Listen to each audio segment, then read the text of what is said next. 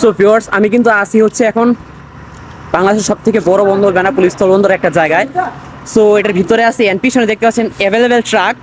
So এই ট্রাকগুলো কিন্তু viewers সব ইন্ডিয়া থেকে আসছে। আমি আপনাদেরকে বলছিলাম, আপনারা যারা যারা আমার ছোট শর্ট শর্ট ব্লগগুলো দেখেন ইউটিউবে ইতোমধ্যে, আর যারা দেখেন নাই তারা তো অবশ্যই দেখতেছেন, অবশ্যই আমাকে ফেসবুকে ফলো করে রাখবেন। আর হ্যাঁ ভিউয়ার্স, অবশ্যই আমার পেজটিকে একটা লাইক করে রাখবেন।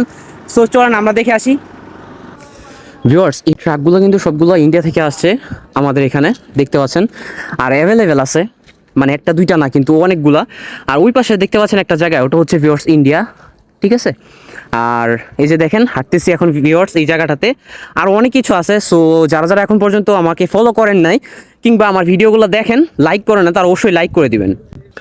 ভিডিওতে যদি একটু বেশি বেশি করে লাইক পাই, কমেন্ট পাই, তাহলে ভিডিও করতে ইচ্ছা করে। আর ভিডিওতে যদি বেশি বেশি করে লাইক কমেন্ট না পাই, তাহলে আসলে ভিডিও করার একটা আগ্রহ থাকে না।